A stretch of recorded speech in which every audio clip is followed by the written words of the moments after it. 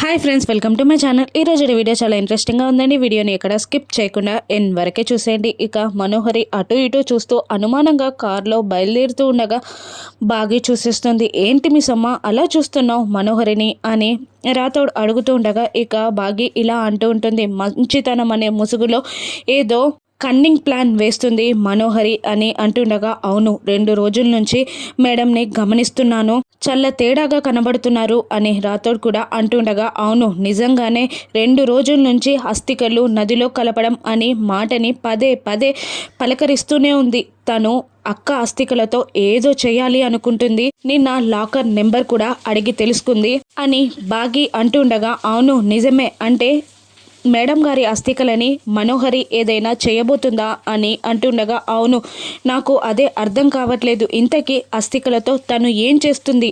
పాపం ఆయనకి అక్క జ్ఞాపకాల్లా మిగిలినై అవి మాత్రమే, ఖచ్చితంగా మనం వాటిని కాపాడాలి అని అంటూ ఉంటుంది బాగి. పిల్లల్ని స్కూల్లో డ్రాప్ చేశాక మనోహరి పని పడదాం రాథోడ్ అని బాగి అంటూ, ఇంతకీ అక్క అస్థికలు ఎక్కడున్నాయో నీకు తెలుసా అని అడుగుతుంటుంది బాగి. తెలుసు అని రాథోడ్ అనగానే, అక్కడికి నన్ను తీసుకెళ్తావా అని అంటూ ఉంటుంది బాగి. ఖచ్చితంగా తీసుకెళ్తాను మిస్ అమ్మ అని రాథోడ్ అనేస్తాడు. ఇక బాగి రాథోడ్ మాటలన్నీ వింటున్న ఆరు కూడా, అవును మనోహరి ఏదో పెద్ద ప్లానే చేస్తుంది, కుటుంబానికి చేటు చేయాలని చూస్తుంది అని అంటూ ఉంటుంది ఆరు. ఇక ఏదో పెద్ద ప్లానే వేసి కుటుంబంలో నిన్ను నన్ను లేకుండా చెయ్యాలని చూస్తుంది అని ఆరు అంటూ ఉంటుంది. ఇక మనోగుచి ఆలోచిస్తూ తను విజయం వైపు అడుగులు వేయబోతున్నాను అనుకుంటుంది. కానీ తన విజయానికి బ్రేక్ పేరు మిస్సమ్మ అని తనకు తెలియదు. ఇక 25 ఏళ్లుగా తనని నేను నమ్మి మోసం చేశాను. కానీ మిస్సమ్మ నా చెల్లి ఆ పని చెయ్యట్లేదు. తన కన్నింగ్ తెలివితేటలని, తన కుట్రలని నా చెల్లి తొందరగానే పసిగట్టింది. ఇక నన్ను కాపాడడానికి, నా కుటుంబాన్ని కాపాడడానికి మిస్సమ్మ ఉందని నాకు చాలా ధైర్యంగా ఉంది అని ఆరు అంటూ, ఇక మిస్సమ్మ అక్కడికి వచ్చేలోపు నేను స్మారక భవనానికి చేరతాను, అసలు అక్కడ మను ఏం చేయబోతుందో తెలుసుకుంటాను అని అనుకుంటూ ఆరు స్మారక భవనానికి వెళ్తూ ఉంటుంది. మరోవైపు హాల్లో అమర్ పెద్దవాళ్ళిద్దరూ కూర్చుంటారు. ఇక పిల్లలు రండి స్కూల్ టైం అవుతుంది అని అమర్ అనగానే పిల్లలు ముగ్గురు అమ్ము, ఆనంద్, ఆకాష్ కిందికి దిగి వస్తారు. ఇక ఆరు కూడా విండో దగ్గర నుండి పిల్లల్ని గమనిస్తూ ఇంకొకరెక్కడా అని అడుగుతూ ఉంటుంది. ఇక అమర్ కూడా అంజు ఎక్కడ అని అడుగుతుండగా, అది డాడ్ అసలు స్కూల్లో ఏం జరిగిందో అని అంజు గుచ్చి జరిగిన గొడవ గుచ్చి ఆనంద్, ఆకాష్లు అమర్కి చెప్పబోతూ ఉండగా, ఇక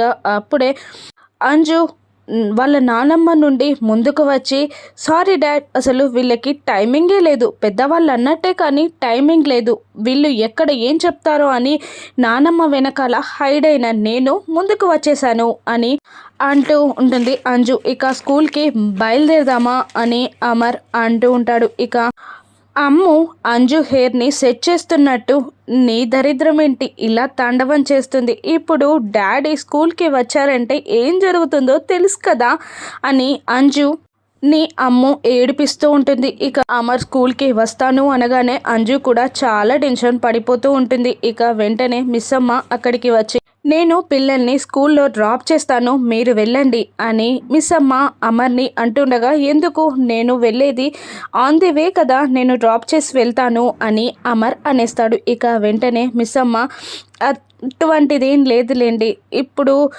ప్రిన్సిపల్ కాల్ చేసింది, అంజు గుచ్చి ఏదో మాట్లాడాలంట, నేను వెళ్తాను అని మిస్సమ్మ అంటూ ఉంటుంది. ఇక దాంతో అంజు అమ్ముని, చూసావా మిస్సమ్మ నా గుచ్చి డాడీకి మొత్తం చెప్పేస్తుంది అని అంటుండగా, అటువంటిదేం ఉండదు ఆగు అని అమ్ము అంజుని అంటూ ఉంటుంది.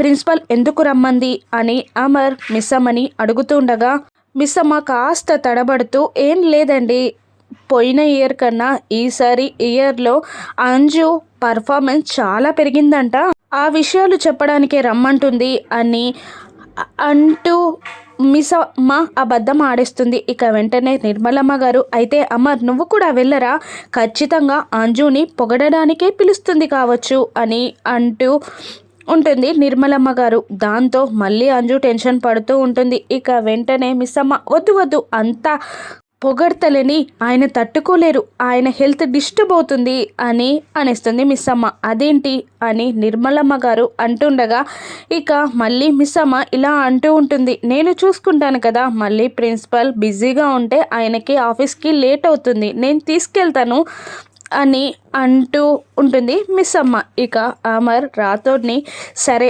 మిస్ అమ్మని పిల్లల్ని స్కూల్లో డ్రాప్ చేయి అని చెప్పి అమర్ అక్కడి నుండి వెళ్ళిపోగానే వెళ్దామా అని అంజుని మిస్ అమ్మ అడుగుతుండగా ఇప్పటి వరకు నువ్వు మేనేజ్ చేసింది చాలు, నేను ఇక మేనేజ్ చేసుకుంటాను అని అనిస్తుంది అంజు. ఇక అంజు ముందు మోకాళ్ళపై బాగి కూర్చొని నువ్వు అమ్మ అనుకుంటావో మిస్ అమ్మ అనుకుంటావో నస అనుకుంటావో ఏమనుకున్నా నాకు పర్లేదు, కానీ నువ్వు మాత్రం ఇబ్బంది పడకూడదు, నేనున్నాను నేను నీకు తోడుగా ఉంటాను, నేనుండగా నువ్వు ఇబ్బంది పడాల్సిన అవసరం లేదు, వెళ్దామా యాంగ్రీ బర్డ్ అని మిస్ అమ్మ కూల్గా అంజుతో మాట్లాడుతూ ఉండగా సరే అంటుంది అంజు. ఇక వాళ్ళు స్కూల్కి బయలుదేరుతారు. ఇక మహాప్రస్థానం బిల్డింగ్కి గోరా ఆల్రెడీ చేరిపోయి మనోహరి కోసం వెయిట్ చేస్తూ అటు ఇటు తిరుగుతూ ఉంటాడు. ఇక అప్పుడే మనోహరి కూడా వచ్చేస్తుంది. ఇక పద గోరా లోపలికి వెళ్ళి దాని అస్థికలని తీసుకుందాం, ఆ తర్వాత దాని బెడద నాకు జీవితాంతం లేకుండా చేద్దు గాని అని మను అంటుండగా లోపలికి నాకు ప్రవేశం లేదు, నువ్వు వెళ్ళి అస్థికలని తీసుకొనిరా, ఇదిగో కీస్ అని అంటూ గోరా కీస్ని ఇస్తాడు. ఇక మనోహరి లోపలికి వెళ్ళబోతుండగా ఇక అక్కడ ఒక వాచ్మెన్ ఉంటాడు. అతని కళ్ళు కప్పి ఏదైనా చేయాలి అని అంటుండగా సరే అని మళ్ళీ మనోహరి లోపలికి వెళ్తుండగా ఆగు అని అంటూ ఒక కుండని మళ్ళీ గోరా మనోకి ఇస్తాడు. ఇది అక్కడ పెట్టి అది తీసుకురా అని అంటూ ఉంటాడు గోరా. అలాగే అంటూ కుండని కీస్ని మనోహరి పట్టుకొని వెళ్తుండగా ఆరు చూసేస్తుంది. అమ్మో ఇదేదో పెద్ద ప్లానే చేస్తున్నట్టుంది, గోరాని కూడా ఇక్కడికి తీసుకొచ్చింది, ఏం చేస్తున్నావే, వద్దే ఏం చేయకే అని ఆరు అరుస్తున్నా కూడా మనోహరి వినకుండా లోపలికి వెళ్తూ ఉంటుంది. ఇక గోరా దేవా ఎప్పుడు నిన్ను హెల్ప్ అడగలేదు, కానీ ఈసారి నాకు హెల్ప్ చేయి,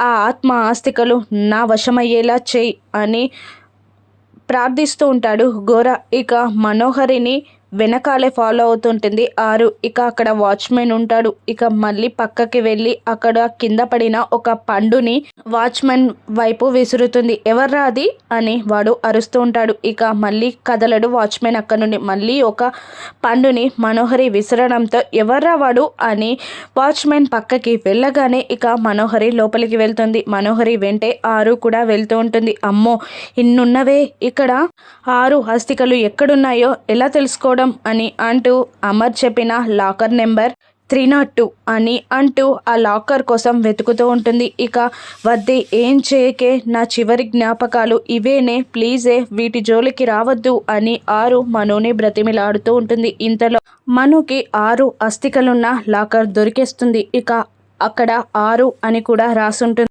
ఏంటే నేను ఇక్కడ బయట కష్టాలు పడుతుంటే నువ్వు కామ్గా హ్యాపీగా లోపల కూర్చున్నావా, నేను కష్టాలు పడుతున్నప్పుడు నువ్వు కూడా కష్టాలు పడాలి కదా అని అంటూ ఆ లాకర్ని ఓపెన్ చేయడానికి మను ట్రై చేస్తూ ఉంటుంది. మరోవైపు పిల్లలందరినీ తీసుకొని బాగి ప్రిన్సిపల్ దగ్గరికి వెళ్తుంది. ఇక ప్రిన్సిపల్ బాగి పైన విశ్వరూపం చూపిస్తూ ఉంటుంది.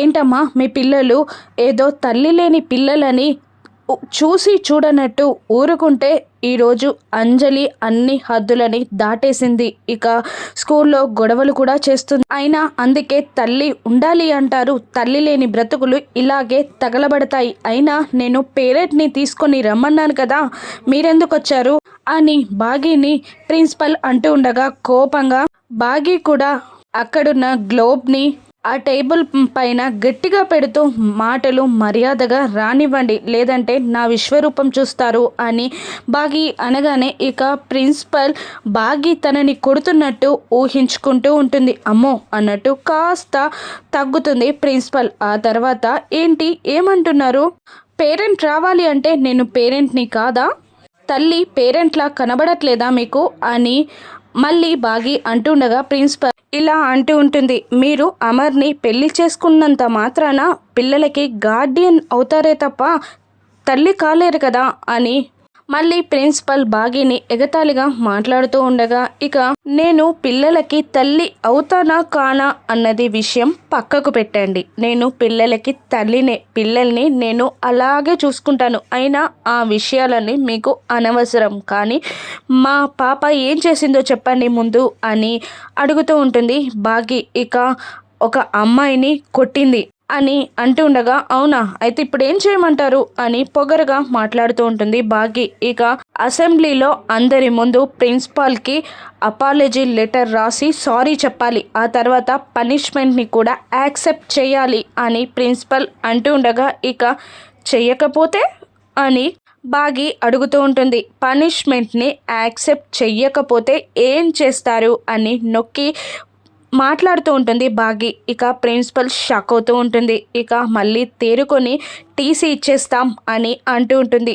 అవునా, అలాగా, సరే ఇవ్వండి టీసీ అని అంటూ ఉంటుంది బాగీ. ఇక టీసీ ఇవ్వండి అనడంతో ప్రిన్సిపల్ పిల్లలు అందరూ షాక్ అవుతూ ఉంటారు. మళ్ళీ అంజు అమ్ముని చూసావా, నన్ను ముంచడానికే మిస్ అమ్మ ఇలా చేస్తుంది అని అంటూ ఉంటుంది. అంజు, నాకు మిస్ అమ్మపై నమ్మకం ఉంది, నువ్వు కాసేపు సైలెంట్గా ఉండు అని అమ్ము అంటూ ఉంటుంది. ఇక ప్రిన్సిపల్ మనసులో ఇదే రైట్ టైం అని అనుకుంటూ, మీరు ఇక్కడే ఉండండి, మళ్ళీ మనసు మార్చుకోకండి, ఇప్పుడే టీసీ తీసుకొస్తాను అని వెళ్తూ ఉంటుంది ప్రిన్సిపల్. ఒక్క నిమిషం అని మళ్ళీ బాగీ అంటుంటుంది. ఏంటి అని మళ్ళీ ప్రిన్సిపల్ అడుగుతుండగా, సరే టీసీ ఇస్తారు, టీసీతో పాటు నేను అంజుని తీసుకెళ్తాను, కానీ ఆ టీసీతో పాటు అంజు కొట్టిన పాప మీకు ఇచ్చిన కంప్లైంట్ లెటర్ని కూడా దానికి అటాచ్ చేయండి అని బాగీ అనేస్తుంది. ఇక ప్రిన్సిపల్ షాక్ అవుతూ ఉంటుంది, తడబడుతూ ఉంటుంది. ఏంటి మేడం, కంప్లైంట్ లెటర్ని అటాచ్ చేయమంటుంటే అంత తడబడుతున్నారేంటి? అయినా నేను ఏం తెలియకుండా ఇక్కడి దాకా వచ్చానని మీరు అనుకుంటున్నారా? అసలు ఆ పాప మీకు కంప్లైంట్ ఇవ్వనే లేదు. మా అంజు ఆ పాపని కొట్టిందన్న చిన్న ఇన్ఫర్మేషన్ మీకు చేరింది అంతే. దాంతో మీరు అంజుపై ఉన్న పర్సనల్ పగని తీర్చుకోవడానికి ఇలా చేస్తున్నారని నాకు తెలియదు అనుకుంటున్నారా అని అంటూ ప్రిన్సిపల్కి ముచ్చెమటలు పట్టిస్తుంది బాగీ. ఇక స్మారక భవనంలో మను 6 అస్థికలని తీసుకుంటుందా బాగీ ఏ విధంగా అడ్డుకోనుంది? అంజు మిస్సమ్మపై తనకి ఏర్పడిన అభిప్రాయాన్ని మార్చుకొని అమ్మలా మిస్సమ్మని యాక్సెప్ట్ చేస్తుందా? రాను ఎపిసోడ్స్లో చూద్దాం. Thank you for watching.